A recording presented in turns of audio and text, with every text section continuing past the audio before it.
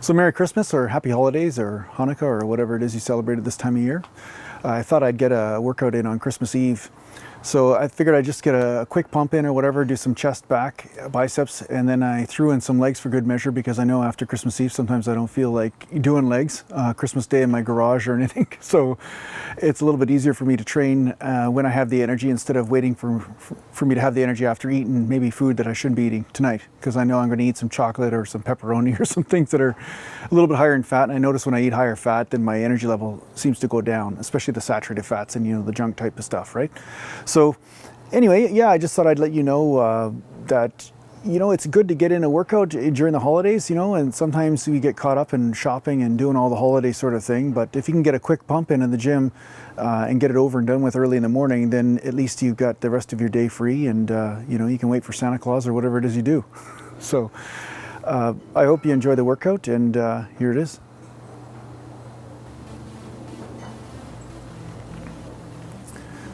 So here I am pumping up with 225, and I noticed my left delt is a little tight today, so I'm taking my time warming up. It's a little bit early in the morning. I had to train a client early, so I didn't get a lot of sleep. So sometimes muscles are tight when you are training and you don't get you know, enough sleep. You know, muscles will start to spasm up, or trigger point, they call them in massage therapy circles. So yeah, I'm just taking my time, and I noticed that my strength isn't as high on the bench as I would like it to be today, but that's okay because I did shoulder presses yesterday, because I am doing that 2-day split. And sometimes your delts are taxed from the shoulder workout, and that plays a factor with bench press. So yeah, I worked my way through 225, and you know, I'm giving you some different angles here with my camera phone. You know, the phone on my camera, just because it's just more convenient to bring into the gym sometimes rather than the tripod and the camera. But ultimately it serves its purpose. It's just giving you kind of an idea of what I'm doing on a daily basis. So, you know, there's a couple things that I'd like to show you today. And one of the things is, you know, my bench press form is, you know, the constant tension, and I'm using a little bit more extreme range of motion at times, like I am touching my chest here and there, just to show you that I do it from time to time, just to test my delts out when I'm using lighter weight. But ultimately what I like to do is keep the constant tension on the chest, like I always do. I mean, if you've been watching this channel for a while, you know I'm a big advocate of you finding your own range of motion that feels right to you. And what feels right, meaning the range of motion hits the muscle that you want to hit, rather than you torquing the joints or overstretching the joints, you know? So I may bench press with one range of motion for one purpose, and then I'll bench press with a different range of motion for another purpose. So there's really no right or wrong here. It's more about what is right for you and what you need to do for your own gains and what you want to accomplish. Ultimately, I found that extreme ranges of motion tend to harm me more than help in some cases, so this is what I do. So here I'm moving over to the chin-up bar, and I'm doing some pull-ups. Now, there's two different ways I will perform pull-ups, okay? So here I am performing a pull-up with constant tension on the lat, and you notice the range of motion seems very partial, okay? So for you people out there that are, you know, worried about measuring how many chin-ups you can do, because it means you're, you know, not doing well if you're not going all the way down, all the way up. You know, the fact is that my purpose for the pull-up is to keep the tension on the lat and not to transfer it over to the delt or the rear delt, okay? Or the biceps. I want to keep the tension on the lats and on the back, okay? So the most important thing for me is the scapula moving forward and back, and the elbow coming down enough to contract the lats, but not so much that my biceps and rear delts come into play. Ultimately, there's going to be some, you know, some activation of the rear delt and the bicep in this, but that's not my primary focus. That's not the primary reason why I'm doing the pull-up. I'm doing the pull-up primarily for back width and back size, you know, to build a back. That's what I'm doing it for. So here's the other variation of the pull-up, and like I said, I will perform both ways depending on what the purpose is, you know, and what I want to accomplish, what my goal is.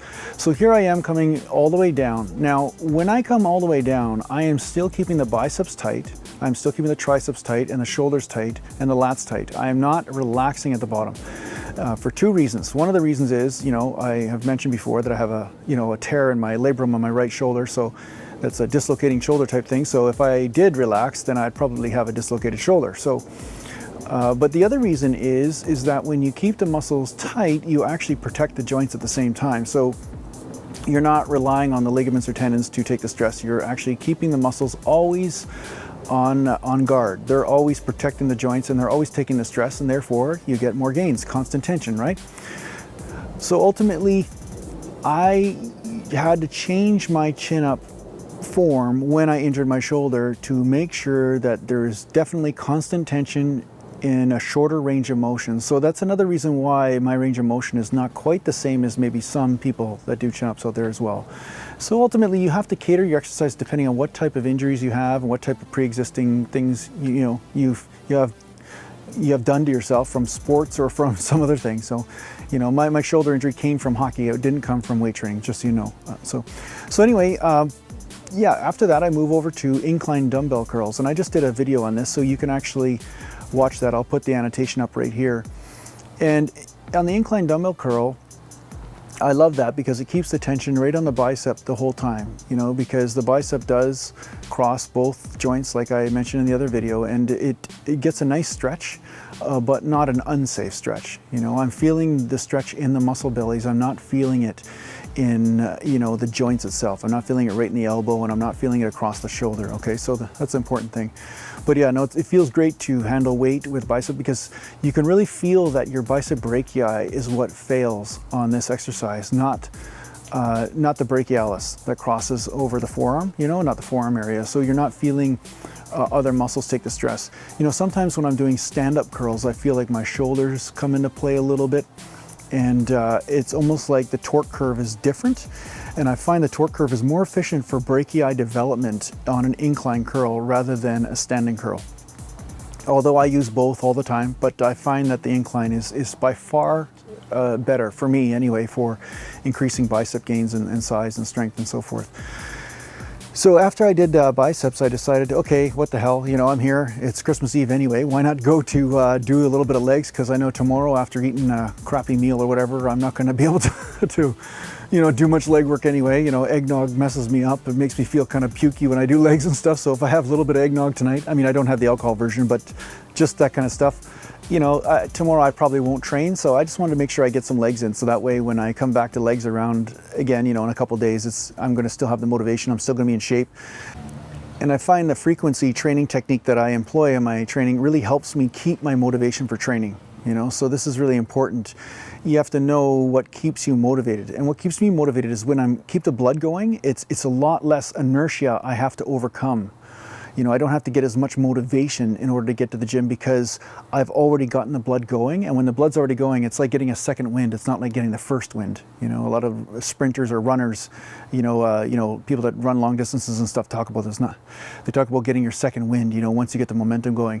Well, I find if I keep my training frequency up, even if I just do light pumping workouts, it helps me keep my motivation going, and I'm already in my second wind. So when I get to the gym, it's not like I have to overcome this big mental block or barrier to go there, So ultimately, yeah, I'm doing the one-legged squat today, and it feels great, and it's a great stretching exercise, and like I said, I cannot talk about this exercise enough.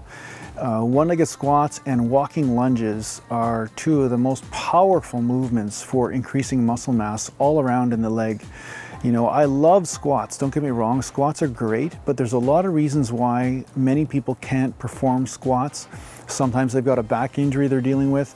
Sometimes they've got a shoulder injury they're dealing with. Maybe they don't want to hold the weight up on their back or quite so much weight. So it's better for them to hold on to maybe a lighter weight on their upper back.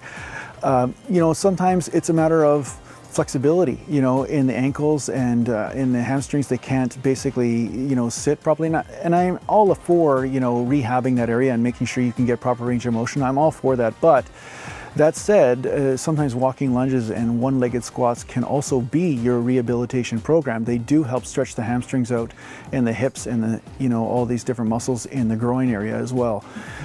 But yeah, so here I am performing the 225 one-legged squats, and yeah, that's my workout for Christmas Eve.